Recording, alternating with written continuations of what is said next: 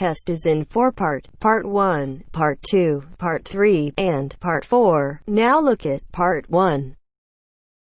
Part 1. You are going to hear a conversation between Angela and Mr. Ray. Angela is applying to join the library.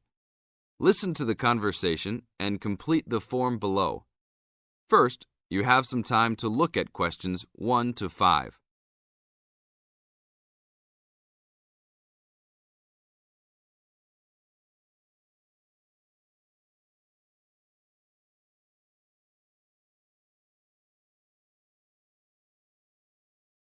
Now we shall begin. You should answer the questions as you listen, because you will never hear the recording a second time. Hello. How can I join the library? Well, you need to make an application. Would you like to do it now? Yes, if I can. One moment and I'll get the form. Now, I just need to ask you a few questions before you sign at the bottom. Okay. Your full name, please. Angela Mary Price. Price? Yes, that's right. Okay. And your address? Apartment 3, 86 Bridge Street, Pimlico. Bridge Street. That's just near here, isn't it? Yes, not very far. Good. So the postcode must be 2065, right? Yes, that's right. Now, your telephone number. I need both home and work if you have them. My home number is 8763-5142, and work is 8456-1307. Do you need anything else, like ID or something? Yes, your driver's license will do, if you have one. Right. It's easy to remember. I know it by heart. 4040AC. I'm afraid I'll also need to see it. Okay, here it is. Thanks. And your date of birth, please? 24 March 1981. Okay, thanks. That's the most important part completed. But if you don't mind, I'd also like to ask you a few questions for a survey we're conducting. Yes, that's okay. Now you have some time to read questions 6 to 10.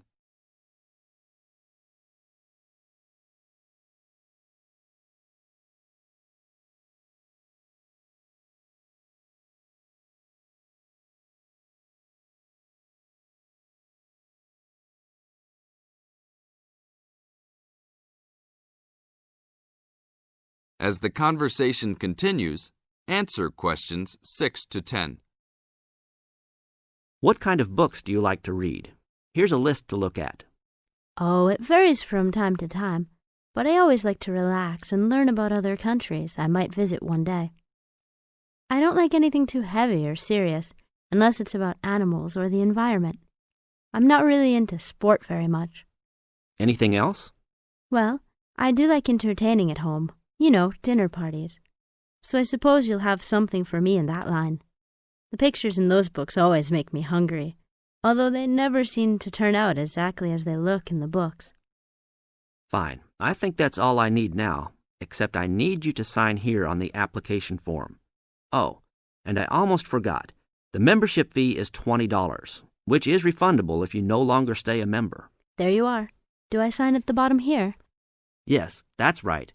You can borrow books now if you wish, although your membership card won't be ready until next week.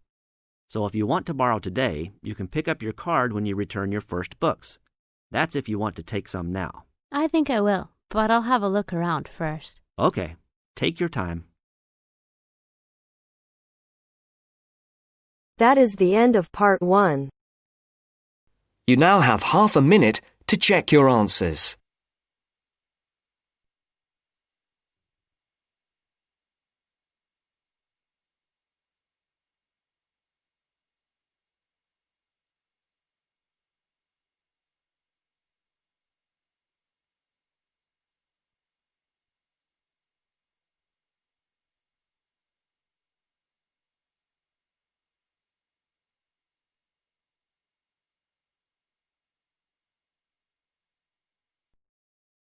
Now turns to Part 2. Part 2. You are going to listen to a radio program on sleep deprivation. First, you have some time to look at questions 11 to 15.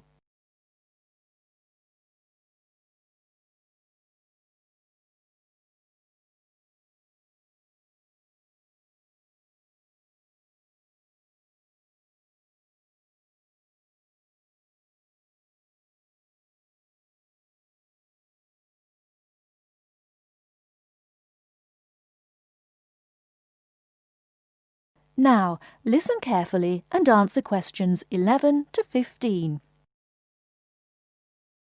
With us in the studio today are Dr. Peter Collins, a senior lecturer in the Department of Psychology at the University of Chicago, and Helen Gardner, the author of the book Deep Sleep. They've come to our studio to discuss the effects of sleep deprivation and also give some tips to the sleep-deprived on how to deal with the problem. Welcome to the studio, Helen and Peter. Now, Peter, what are the reasons for sleep deprivation and how can it affect our lives? Well, the research into sleep deprivation started in the late 50s and has been going on ever since. Many researchers link sleep deprivation with electricity, television and computers, which have enabled humans to work 24/7. Before electricity was invented, people's body clocks were synchronized with the sun's schedule, and the average time they spent sleeping was 8 to 9 hours a night. By 1975, that average was down to 7 hours, and today 1/3 of us sleep less than 6 hours a day. This leads to a condition called chronic sleep deprivation, which basically means going for extended periods of time with less sleep than your body needs. Chronic sleep deprivation can cause a variety of physical and psychological problems. At its most basic level, loss of sleep can make us more irritable and less efficient, and can affect long-term memory and concentration, which can result in more accidents. According to the latest research into sleep deprivation is the main reason for 3% of plane crashes, 10% of domestic accidents, 20% of accidents at work, and 45% of all traffic accidents. Research into the physical effects of chronic sleep deprivation suggests more serious and significant long-term complications. Research from my university, the University of Chicago, has shown that sleep deprivation interferes with how the human body regulates insulin and sugar metabolism, which can increase the risk of diabetes. People who are sleep deprived have weakened immune systems and are more prone to viruses and other kinds of infections. People who don't get enough sleep have cognitive problems or difficulties processing and assimilating new information. Lack of sleep affects long-term memory and slows down such abilities as judgment and reaction times. Some researchers link sleep deprivation with obesity, indicating that sleep disorders and eating disorders are often linked. Before you hear the rest of the talk, you have some time to look at questions 16 to 20.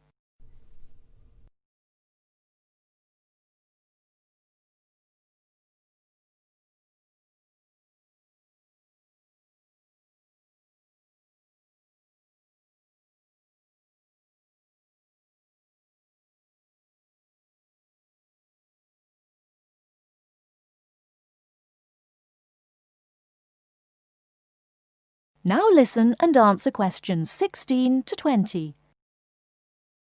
Helen, you've done a fair amount of research for your recent book on helping people deal with sleeping problems. Could you give our listeners some tips on managing their sleep? Well, if you spend several hours a night tossing and turning in bed, trying to fall asleep, you first have to find out how much sleep you need. To do so, you'll need to try and sleep 6 to 9 hours a night. Set aside 3 days for the experiment. It's best to do it on a long weekend or a holiday to ensure it doesn't get interrupted. During the experiment, you should go to bed at the same time every night and give yourself 6, 7, 8 or 9 hours of sleep. Then monitor the way you feel throughout the day to find out how many hours of sleep you need in order to feel your best. Once you find out how much sleep you need, you can work on improving the quality of your sleep. The main secret here is to allow yourself 1 or 2 hours to relax before going to bed. You may want to try and have a warm shower or bath before going to bed. Doing some quiet activities such as reading or filing can help some people relax. A warm drink in bed helps to induce sleepiness. Some people take up yoga or meditation to help them relax at night. Different techniques will work for different people, so it's best to experiment and find the one that suits you best. You should definitely avoid using technology before going to bed. Activities such as playing video games, watching TV, and others which require you to use your attention can stop you from falling asleep.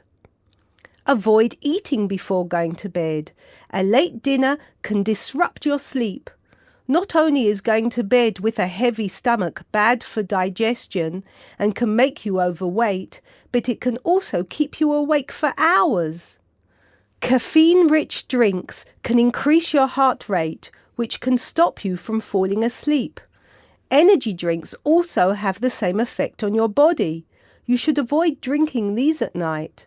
The same goes for vigorous physical exercise, such as weightlifting or working out on a treadmill. In many cases, you can reset your body clock and make it tick for you by changing your lifestyle. If your sleep deprivation is severe, it's always best to seek professional advice and get an appointment with your doctor, who might prescribe you sleeping pills. Thank you, Helen. We'll be back after the break and we'll be answering questions we've received from our listeners.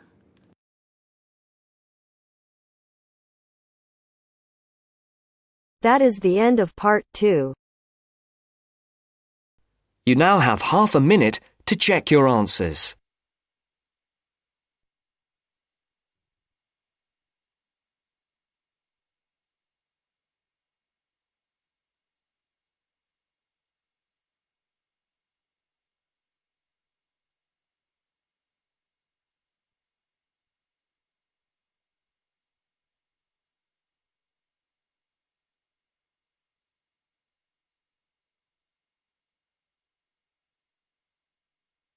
Now turns to part 3.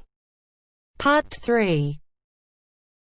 You will hear 2 geography students, Jack and Katie, talking about a field trip to Kenya in Africa.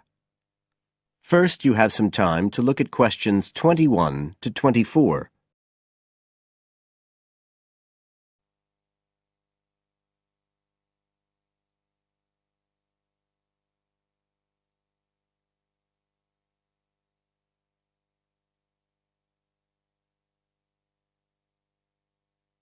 Now listen carefully and answer questions 21 to 24. Katie, hi. Thanks for inviting me round. Oh, thanks for coming. I know you're up to your neck in finals revision, but I've got to make up my mind about next year's geography field trip, and I'd really like your advice. We've got to choose between an African trip and one in Europe. They've told us a bit about both trips in the lecture, but I really can't make up my mind, and I know you did the African one last year. That's right. So, where exactly did you go? I mean, I know it was in Kenya, in East Africa. Yes. Well, we were right up in the northwest of the country. It was beautiful. We stayed in a place called the Marich Pass Field Studies Centre. Right. Dr. Rowe said the accommodation was traditional African-style cottages. He had a special name for them. Bandas. Yes, they're fine. You have to share 2 or 3 people together. They're pretty basic, but you have a mosquito net.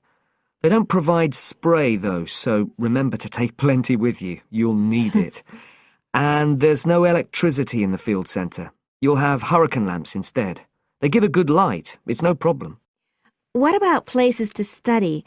Dr. Rowe said there was a library? Yes, but it's quite small. There's a lecture room as well, but most of us worked out in the open air. There are plenty of places outside, and it's so beautiful. You're right in the middle of the forest clearing. I gather it's a relatively unmodernized area. Definitely. They actually set up the centre there because it's on the boundaries of two distinct ecological zones. The mountains, where the people are mainly agriculturalists, and the semi-arid plains lower down, where they're semi-nomadic pastoralists. Before you hear the rest of the conversation, you have some time to look at questions 25 to 30.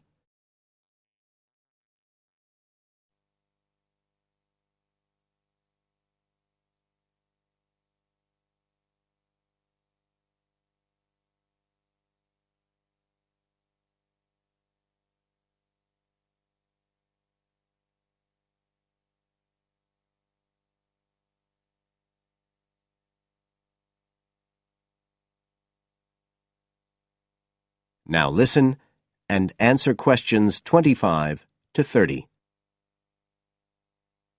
So, how much chance did you get to meet the local people there? Did you get the chance to do interviews? Yes, though we had to use local interpreters, but that was okay. Then we did field observation, of course, looking at environmental and cultural conditions, and morphological mapping. What's that? Oh, looking at the surface forms of the landscape, the slope elements and so on. What about specific projects? Yes. After the first 2 or 3 days, we spent most of our time on those. We could pretty well do what we wanted, although they all had to relate to issues concerned with development in some way. People did various things. Some were based on social and cultural topics, like the effect of education on the aspirations of young people, and some did more physical process-based studies, looking at things like soil erosion. My group actually looked at issues relating to water, things like sources such as rivers and wells, and quality and so on. It was a good project to work on, but a bit frustrating. We felt we needed a lot more time, really. Right. Dr. Rowe did say something about limiting project scope. Yes, he told us that too at the beginning, and I can see why now. What else? Well, we had some good trips out as part of the course. We went to a market town, a place called Sigur. That was to study distribution. And to look at agricultural production, we went to the Weiwei Valley. That's an important agricultural region. And what about animals? Did you have a chance to go to a national park? Sure. We did a trip on the last day, on the way back to the airport at Nairobi.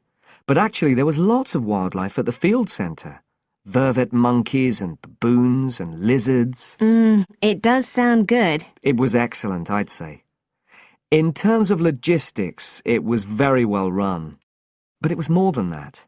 I mean, it's not the sort of place I'd ever have got to on my own. And it was a real eye-opener. It got me really interested in development issues and the way other people live. I did find it frustrating at the time that we couldn't get as far as we wanted on the project. But actually, I'm going to follow it up in my dissertation.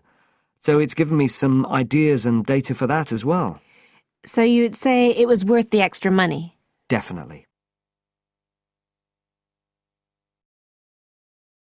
That is the end of part 3. You now have half a minute to check your answers.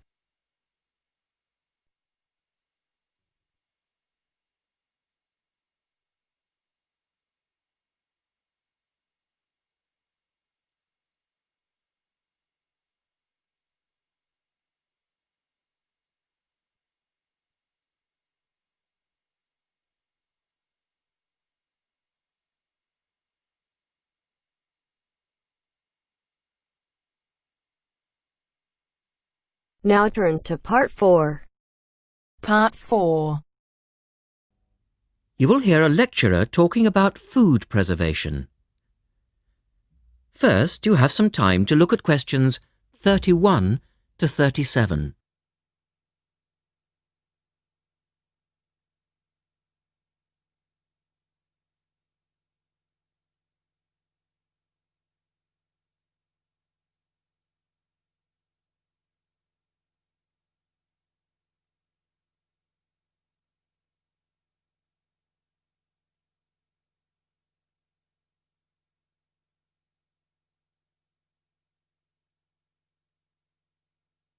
Now listen carefully and answer questions 31 to 37.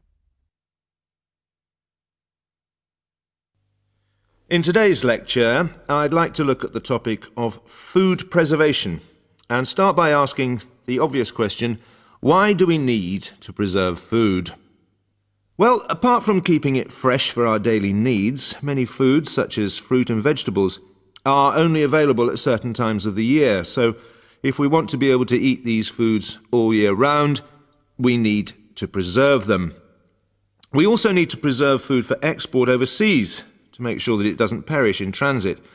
And lastly, we need to be able to preserve food for when there are food shortages. There are a number of methods of preserving food which involve both high and low temperatures, chemicals, irradiation, and drying. Let's have a look at these in turn. In the 1870s, the French scientist Louis Pasteur showed that microorganisms in food could be destroyed by raising the temperature of the food, a process now known as pasteurization. This involves heating milk to just 65 degrees Celsius for 30 minutes. A new method, the ultra-high temperature, or UHT process, involves heating milk to 150 degrees Celsius for 3 seconds. The advantage of treating milk in this way is that it lasts much longer, though I tend to feel, and I'm sure many of you would agree, that taste is somewhat sacrificed in the UHT process. Tin cans were first used in the early 1800s to store and preserve food. Just as they are now, the cans were tin-plated steel containers, and the process had the advantage of being cost-effective. Unfortunately, however, there were many early cases of food poisoning because the canning process was not fully understood at that stage. We now know the exact temperature and length of time each food needs for proper preservation, which has greatly reduced the risk of food poisoning. People living in cold climates often preserve food by burying it in the snow, and the Romans knew all about the advantages of packing food in ice. But for most people, this was not an option until the invention of the refrigerator in 1834. Today, however, refrigeration is the most important means of preserving food because the food stays fresh without needing to be treated.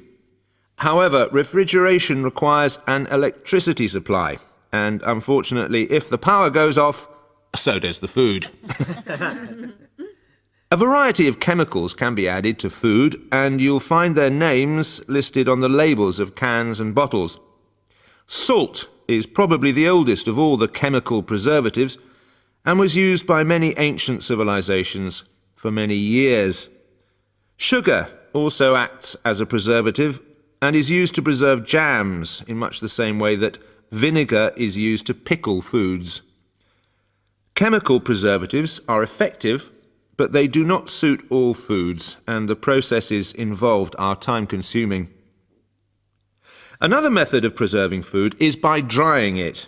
Most foods are 75% to 90% water, so if you remove the water, the microorganisms simply can't survive. When food is dried, it not only lasts a long time, but it also becomes much lighter, which is a big advantage as this makes it cheap to store. Though some people argue that valuable nutrients are lost in the process. In the second part, the speaker describes the process of drying food. Look at questions 38 to 40.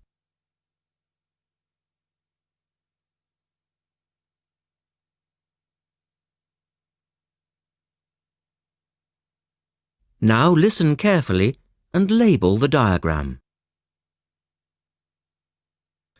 Early methods for drying food involved cutting it into strips and hanging it in the sun or over fires. But there are now a number of more modern methods which involve the use of recent technology. One of these is known as roller drying, and it's a highly effective way of making dried foods from liquids, such as soup. Have a look at this diagram to see how it works.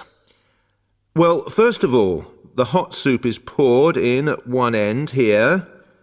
The liquid spreads to form a thin layer on a heated belt. The liquid dries as it moves along. By the time it reaches the end of the belt, all the water has evaporated, leaving only dry powder. A blade then scrapes the dried material off the roller and captures it in powder form. All you have to do is add boiling water, and you have your hot soup back again, ready to drink. Another method is called freeze drying, and for those of you who still remain... That is the end of part 4. You now have half a minute to check your answers.